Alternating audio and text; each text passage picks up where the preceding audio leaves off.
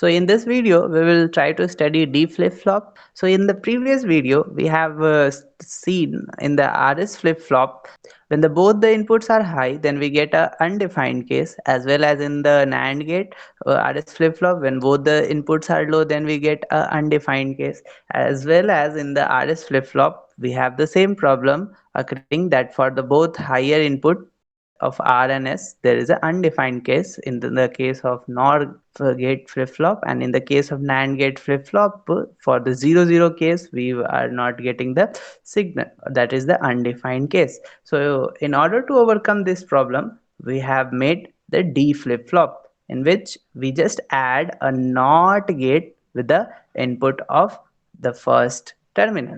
So in this way, we will able to remove the case of undefined. So for performing this experiment of designing a D flip-flop, we required 4 NAND gate, a NOT gate, a oscilloscope for timing diagram, DC voltage source, and a frequency generator. So before starting the connection, we will look up the theory.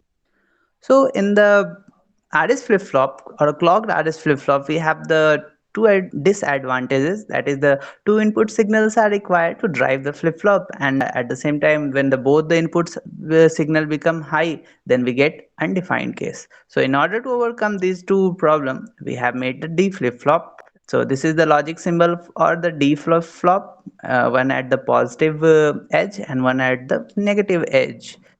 And in the D flip-flop, we have just made a small changes. That is, we have added an inverter to the second terminal of the second NAND gate.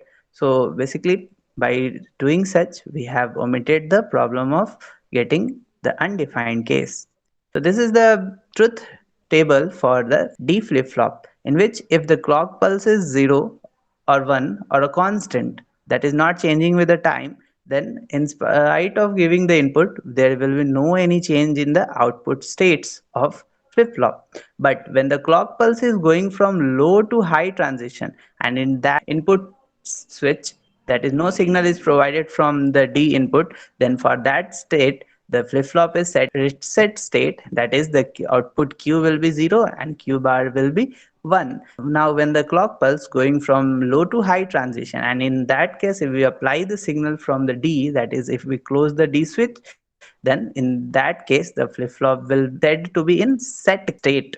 That is, the output Q will be 0 and Q bar will be 1. So now we will start with the connections. So first of all, we will connect positive terminal of DC power source to a switch A, and the output of the switch A is connected to the one of the input terminal of first NAND gate, and the NOT gate. This NOT gate is also connected to the output coming from the switch A, and this output of a NOT gate is connected to the one of the input of second NAND gate. Both the terminals of the first and second NAND gate are connected together with the pulse input, and now the output of the first NAND gate is connected to the input terminal of third NAND gate, and the output terminal of second NAND gate is connected to the input terminal of fourth NAND gate. Now we will connect the output of first NAND gate, that is the Q, to the basically the fourth channel of the oscilloscope, and this output of the second NAND gate. Now we will provide the feedback. That is, the input terminal of the third NAND gate is connected to the output terminal of fourth NAND gate, and input terminal of fourth NAND gate is connected to the output terminal of third NAND gate. So in this way we will make a D flip-flop. And now we will connect the input signal, that is the A, to the channel A, and clock pulse to the channel C, and at channel B, now at the channel, we will connect the Q dash. So this is all about our connection. Now we will just switch on the power supply and see the output. So as we switch on the circuit, we can see the clock pulse start forming with the regular interval, and since we have not closed the key, so the output will remain in its previous state. So now as soon as we will close the switch, we see the on the raising pulse, Q value become high and Q dash value goes low. That is, flip-flop is in set mode. Now as soon as we will switch off the key, the Q goes low and Q dash goes high, which indicate that the flip-flop is in reset position. So as soon as we again close the switch on the positive going pulse, it will come to set mode, and as we open the switch on a positive going pulse, it will reduce to the reset state. So here we can observe our output, just maximizing it. So here we can see that when the clock pulse are switched on, then when the no signal is applied, then flop will remain in its previous state. So as soon as we will switch on the D switch, so there will be no changes occur until and unless the pulse goes from 0 to high. So as soon as pulse goes from 0 to high, we see that the Q value goes to high and Q dash value goes to low. That is, the flip flop is in set mode. That is, the flip flop reaches to set mode. Now no, there is no signal change in the input, so it remain in the same state. So as soon as we will open the gate, that is the open lower the input, then in that case, at the raising pulse, that is when pulse is going from 0 to 1, at that time the Q value goes to low and Q dash value goes to high, and flip flop will become in reset position, and this state will be continued until and unless next input signal are applied.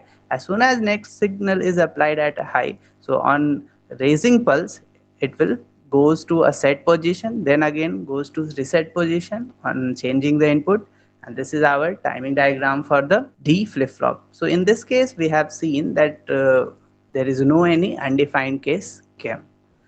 So now we will make a D flip flop using the IC, that is on the IC 7474. So we will start the connection. So first of all, the input A is connected to the D terminal, and the clock signals are connected with the clock terminal, that is at the pin 3. We will take Q output from the pin 5 and connect to the C channel of oscilloscope, and the Q dash, that is the 6th pin, is connected to the D channel, and we will connect the input A to the A channel of oscilloscope, and clock pulse are connected to the channel B of the oscilloscope. So now we will switch on the circuit and again see the timing diagram. So as soon as we will switch on the connection, we will see that the clock pulse started, and initially when there was no signal, basically the key was closed, then there was no change in state, means the flip flop will remain in its previous state. Now as soon as we will open the key,